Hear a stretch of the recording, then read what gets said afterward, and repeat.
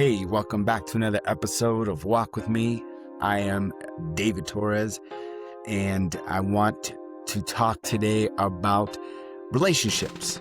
Something a little bit heavy today, but we are going to discuss some really awesome things about it. But I start with whether you have been in a relationship where you didn't feel safe to say no. Not because of a stranger, not because of a weapon, but because of the person you loved. Today we're talking about something society struggles to name out loud: sexual assault within a relationship. And I want to say this clearly from jump. Being someone's partner doesn't give them access to your body, ever. Now this episode, like I said, is going to be heavy, but I'm not here to leave you in the dark, guys. I'm here to bring you a little flashlight, because there are proven ways people begin to heal after sexual trauma. Naming what happened without minimizing it, building bodily autonomy in small, safe steps, and getting support that is trauma-informed, meaning it doesn't ask, why didn't you fight? It asks, what helped you survive? So if your body ever froze, if you ever went numb, if you ever gave in to keep the peace, this doesn't make you weak. That means your nervous system did what it had to do. Today, we're going to talk about it.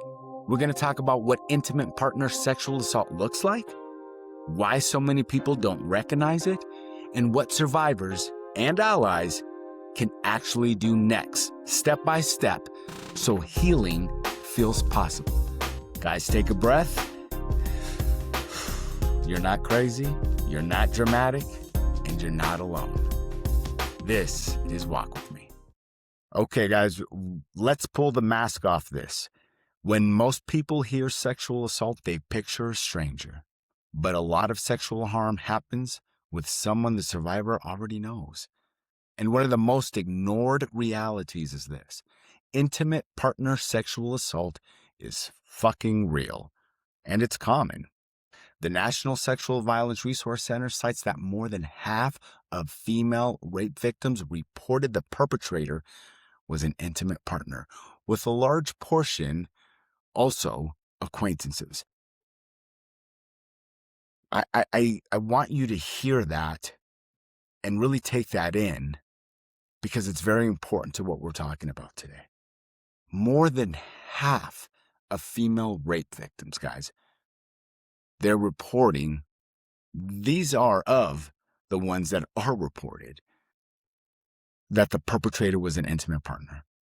So if you've ever thought something like, it doesn't count because we're together, something like, maybe I'm overreacting, or it wasn't violent, it was just pressure, I didn't fight, I said yes, but I didn't mean yes, you might want to hear this. In fact, you need to hear this. Consent isn't a relationship perk.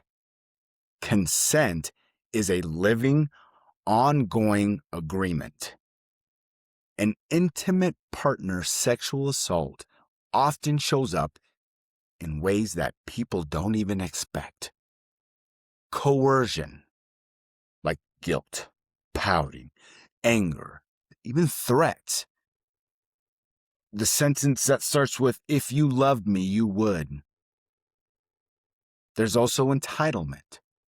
Acting like sex is owed as payment for being a partner. I've even heard people talk about this on social media. When we're married, that ass is mine. That sex is mine. It's out there and it's blatant. This is how ridiculous it is right now. Acting like sex is owed as payment for being a partner. What the fuck is that? That's entitlement. Ignoring boundaries. You said stop. You moved away. You froze. You went quiet. People who ignore their partner's boundaries are assaulting them. They're taking advantage of the fact that they feel going back to number 2, entitled to this. They ignore the fact that their partner is fucking uninterested at the moment. Doesn't mean they love you less. Doesn't mean you're less of a person. It means no. Fucking move on. We'll get deep into it. I know I'm getting a little. Here we go. The next one is manipulating consent. Things like pushing until you say yes. That shit becomes exhausting. This is not an agreement. It's like a salesperson. You're a used car salesperson. You keep going and going and going until somebody signs that contract that should not be fucking signed. You're manipulating them. And you know that you are, because you know that you're capable of, because you've done it before. And then there's retaliation. Punishing you, either emotionally, financially, or even socially when you don't comply. You know you've seen that. They get pouty, right? They ignore you. They get mad at you.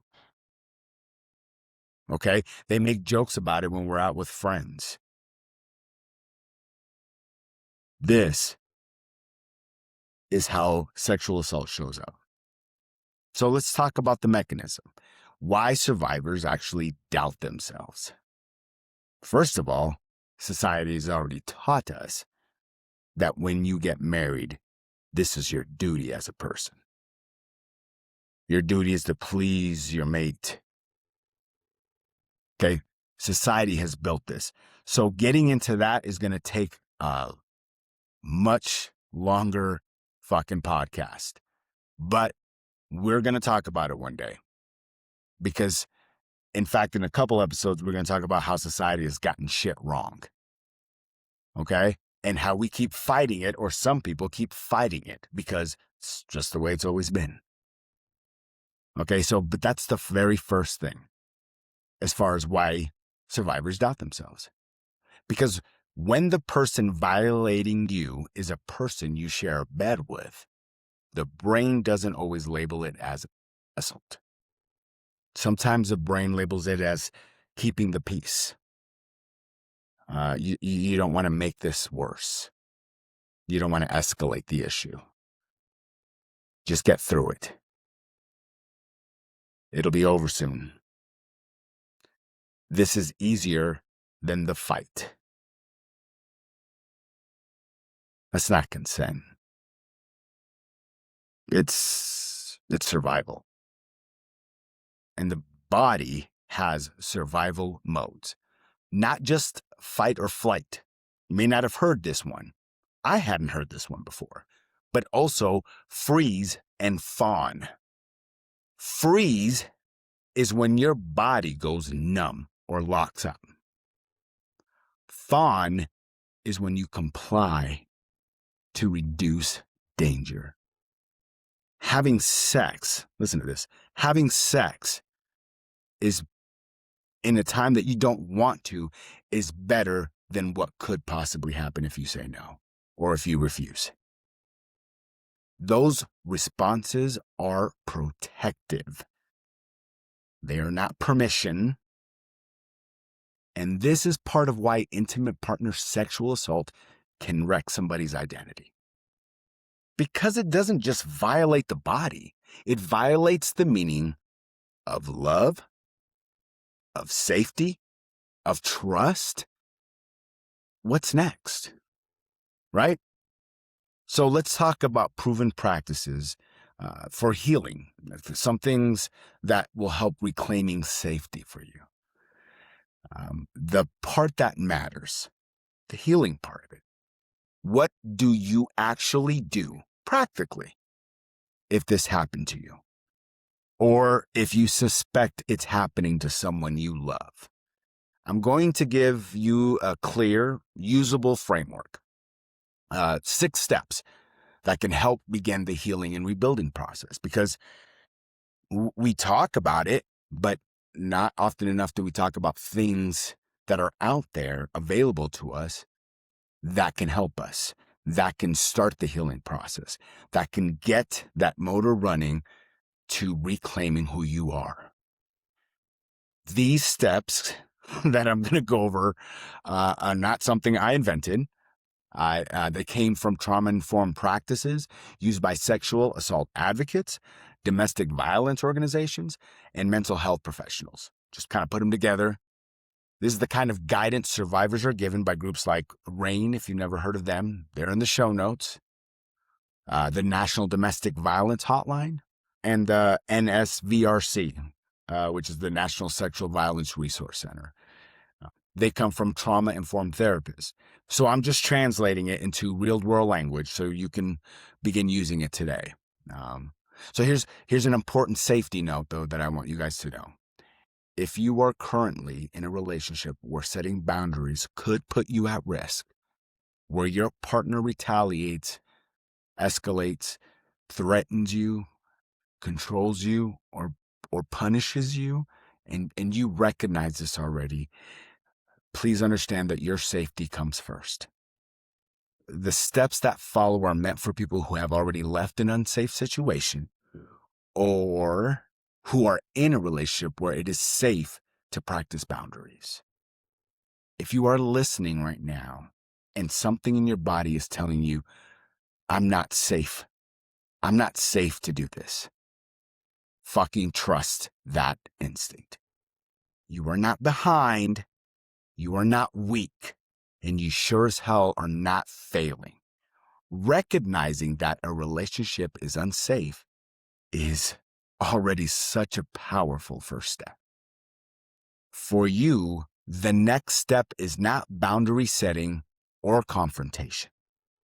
The next step is safety. So I told you there's 6 steps to this. For those who I was just talking to, skip ahead to step 6. If you want to listen to all the other steps, fabulous, but you start with step 6. Step 6 will focus on safety planning and support, because you are allowed to protect yourself without explaining, without negotiating, without trying to prove anything to anyone. Help is available, and you do not have to do this alone. So for everyone else, we're going to start with step 1. Step 1 is called naming it. Name it. It's also called naming it without debating it. You do not need to decide today whether what happened counts as assault, as abuse, or anything like that. Trauma-informed care teaches that validation comes before labeling. Survivors often get stuck trying to prove their experience instead of acknowledging it. So start with truth, not debate. Simple, honest sentences. I didn't want that. Or I didn't feel safe saying no. I froze. I went along with it to avoid consequences. My boundaries were ignored. These are all very honest sentences. This matters because trauma lives first in the nervous system, not the courtroom. Remember that. If your body felt unsafe, that fucking matters.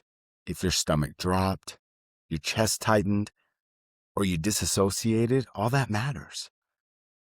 According to trauma research, the brain's survival responses, freeze, fawn, shut down, what we talked about earlier, can override verbal resistance. Lack of resistance, for the ones in the back, is not consent. Naming your experience is not an accusation. It's an act of self-honesty. My friends, that's where healing begins. That's one way healing begins. So that's step 1. Name it without debating it. Step 2, build a body yes/body no map. Trauma disconnects people from their bodies. It's not a flaw. It's protection.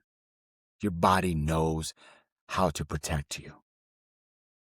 When consent has been violated, many survivors stop trusting their internal signals.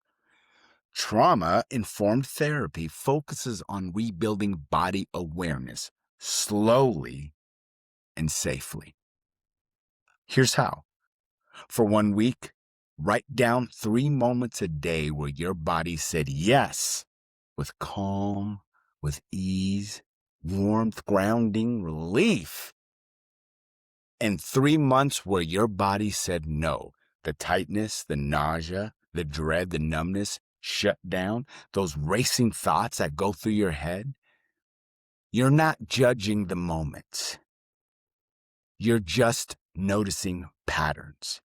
This practice is rooted in somatic therapy. Somatic therapy shows that healing accelerates when the body becomes a trusted source of information again.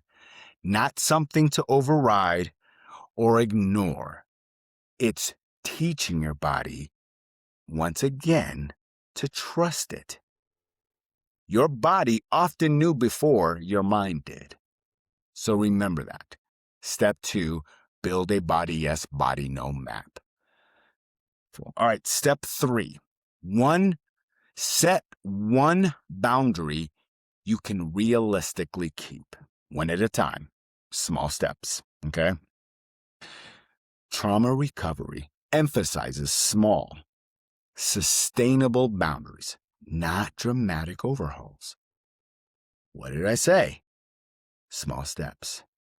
One boundary. Not 10, not a speech, not a negotiation. For example, I'm not having sex when I feel pressured. Done. One boundary. That's it. You did it. Done. Okay, if you didn't like that one, how about if voices are raised, the conversation fucking ends. That's it. It stops. The conversation stops. That was it. Or how about I need intimacy that includes checking in, not guessing. Here is the key trauma-informed truth. A boundary is not about controlling someone else. It's about defining what you will do to protect yourself. Safe partners respond with care, curiosity, and accountability. Underline, bold, accountability. Remember that fucking word because I'm going to say it in pretty much every episode that we have. Unsafe partners respond with anger, guilt, punishment, entitlement. That response gives you information, not failure. Okay? And if you're in a situation where boundaries escalate harm, it's not your fault. That's information too. That lets you know. So step 3, set one boundary, one you can realistically keep. Okay? All right, we're moving. Step 4, we're going to create a simple, repeatable consent language script. Now, some of this sounds, what's the word to use? It sounds goofy. It sounds a little odd. But this healing journey is yours. And it doesn't have to be accepted or seem cool to anyone. It's got to be done by you, accepted by you alone. Okay? So create a simple, repeatable consent language script. What is that? Many people were never taught how to talk about consent. We were just told when you can say no and when you can't. Well, it turns out you can fucking say no whenever the hell you want to, but we never were taught about it. How do we talk about consent? We especially were never taught in long-term relationships. Okay? Therapists recommend pre-planned consent language because trauma can shut your speech down, right? Right in the moment, shuts it down. So if you've got something, if you've practiced something, if you've learned something, if you've learned phrases that will activate even in a traumatic situation, you have that. Okay? Phrases like, I'm a maybe right now, check in later. Okay? Or I want closeness, not sex. You've seen that meme. I just want to cuddle. Okay? That doesn't mean I want to have sex. But you say it. I want closeness, not sex. Pause. I need to stop. Because sometimes it starts getting with a kiss, with a grab, gets a little heavy, and then you realize, I want this. Pause. I need to stop. Another good one is, I'm not okay. Please respect that. You're not asking permission. You're stating your needs. You're stating a need. An unsafe partner pushes, argues, punishes. Those are the differences. And you can tell very quickly, or you may already know what to expect in a situation like that. The difference is diagnostic. It's not something you need to explain away. Okay, step 4, create a simple, repeatable consent language script. Step 5, this one is a reality check with someone outside the relationship. Abuse thrives in isolation. I know you've heard that before. Healing requires external validation. What does that mean? Research shows that survivors often minimize harm because they've been conditioned to doubt themselves. So choose one. We have a pretty decent list of resources for this. But think about a therapist trained in sexual trauma, a domestic violence or sexual assault advocate, a confidential hotline, a trusted friend who will not minimize. And we're going to talk about allies and our part in all this as well in its own episode in the future, but a little bit later as well. Sometimes healing starts with someone saying, "You're not crazy," and that's not okay. That sentence alone can interrupt years of self-doubt. Being heard, and even more importantly, believed. All right? So step 5, reality check. You need a reality check with someone outside the relationship. If you don't have that trusted friend, if you don't have that confidential hotline, a therapist, an advocate, pick one of those. Okay, so step 5, reality check with someone outside the relationship. Moving on to step 6. Step 6 is very important. If you're unsafe, you need to shift fully into safety planning.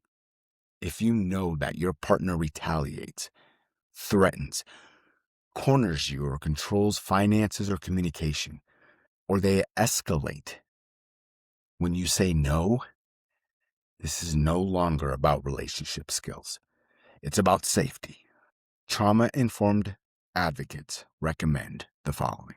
You contact a domestic violence hotline or local program for a personalized safety plan.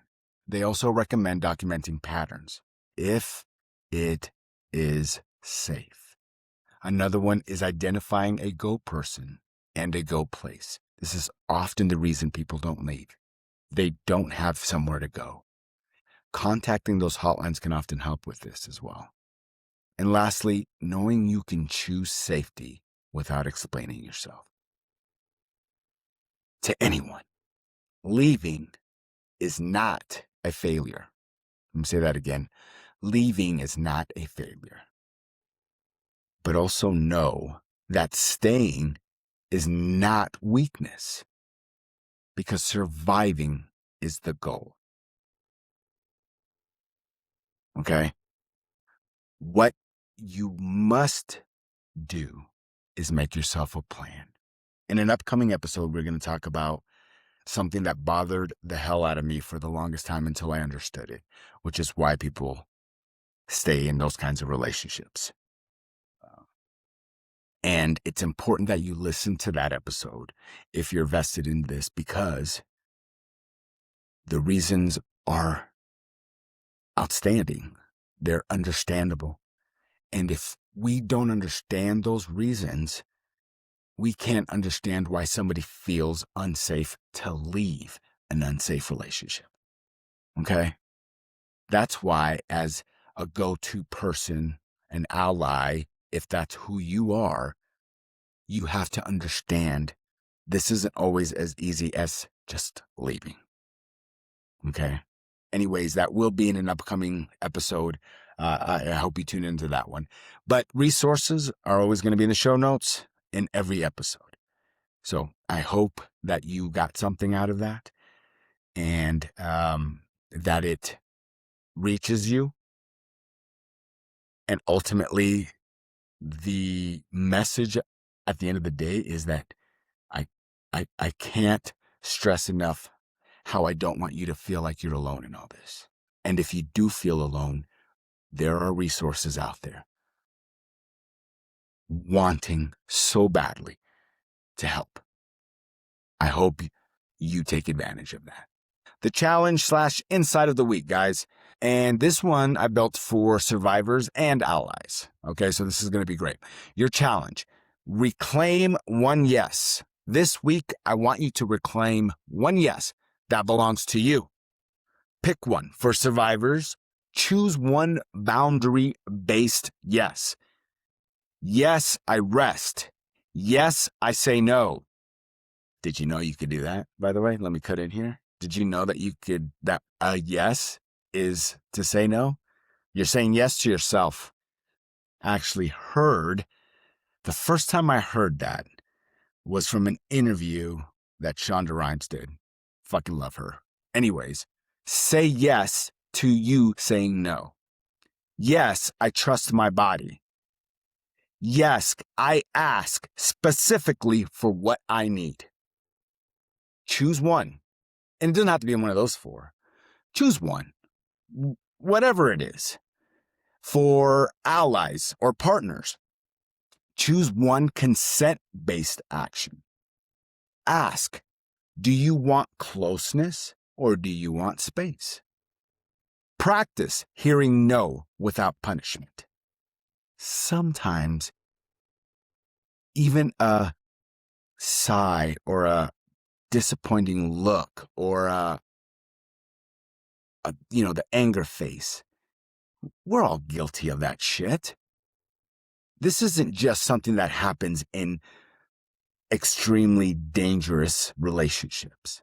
That's why this challenge is for partners as well. Check yourself, because you don't understand what that makes your partner feel like. Practice hearing no without punishment. Okay? And then replace entitlement with curiosity. Okay? This isn't yours. What are their needs? What do they want?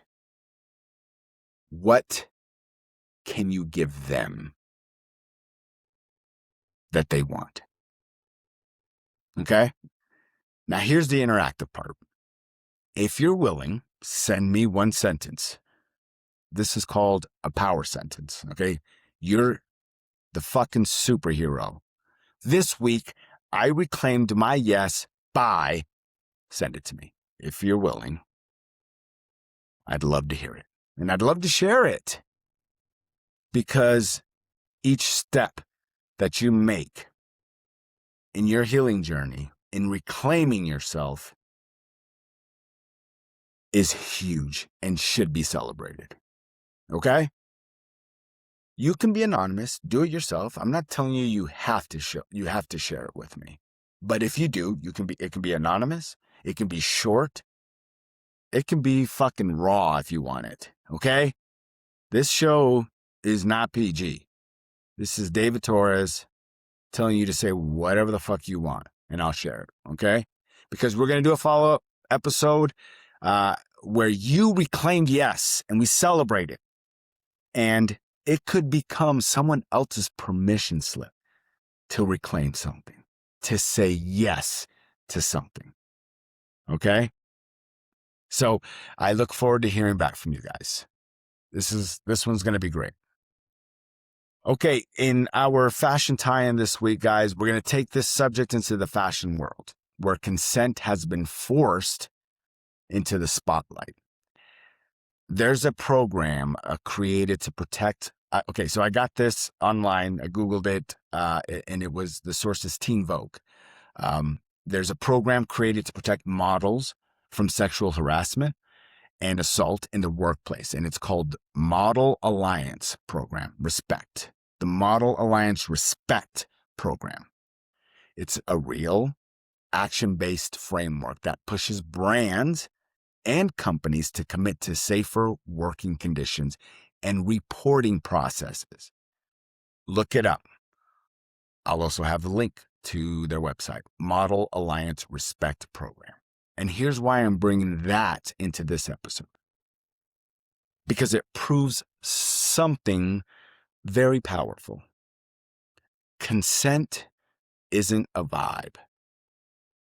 It's a structure. In fashion, an industry built on image, access, and power dynamics, people realized, shit, if we don't build accountability into the system, abuse becomes part of the culture.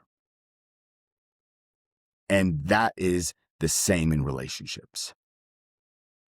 I believe the culture currently is already fucked up. And we're going to have to not build accountability into the system, rebuild the system with accountability. But it ties in. Because if the relationship has entitlement, coercion, punishment for no, pressure as routine, then the culture inside that relationship is unsafe. And healing sometimes looks like what fashion does at its best. You stop wearing what harms you. You stop performing for someone else's approval. You choose what fits your truth now, not to impress the world, but to reclaim yourself. Let's bring this home. Today we named something people avoid naming. Sexual assault can happen inside a relationship. And if it happened to you, your pain is real. But here's the part I want you to hold on to. The future you want is not blocked. It might be hard. It might be slow, but it is not blocked. Healing doesn't start with fixing yourself. Okay? Healing starts with believing yourself and then rebuilding your bodily autonomy and surrounding yourself with support that doesn't fucking minimize what happened. If you're in danger or you need help right now, contact RAIN, that's the National Sexual Assault Hotline, in the show notes, or contact your local sexual assault center. And if you would like to share that local sexual assault center, if you're outside of Colorado, or if I missed one in Colorado, please send that to me. You can also contact the National Domestic Violence Hotline in the show notes if this is happening in an intimate partnership. And if you're in immediate danger, call emergency services now. To the allies that are listening, your job isn't to interrogate survivors. Your job is to believe them, to support them, and help make safety practical. We're not just talking about a heavy reality here. We're building a new one. Sometimes from what feels like scratch. And I am rooting for all of you. So I hope something here resonated. I hope you can find something out of this. And either way, I am so overjoyed and excited to be here with you during this process. Until then, take care of yourself, and I'll see you on the path. Thank you so much for walking with me today. If this episode resonated with you, visit the website at walkwithmepod.com. You'll find resources and links to support organizations that may be helpful to you or someone you care about. You can also connect with me on social media. All the links are on the show notes and our website. And if you feel compelled, reach out. Your reflections, questions, and stories are always welcome. And some may be shared in future follow-up episodes with your permission, of course. If you believe in what we're building here, please take a moment and rate and review the podcast. It helps the message reach more people who may need it. And if someone came to mind while you were listening, consider sharing this episode with them. That's how this walk continues. Until then, take care of yourself, and I'll see you on the path. Psst, this part is super important, my friends. I want to be very clear about something. I am not a licensed therapist, a counselor, a psychologist, or a medical professional. The content shared on Walk With Me is based on personal experience, research, education, and lived perspective, not professional or clinical advice. This podcast is intended for educational, reflective, and community-based conversation only. It is not a substitute for professional mental health care, medical treatment, legal advice, or crisis intervention. If you are in immediate danger, experiencing a crisis, or need professional support, please contact emergency services or a licensed mental health professional or a trusted support organization right away. Resources and hotlines are listed in the show notes and on walkwithmepod.com.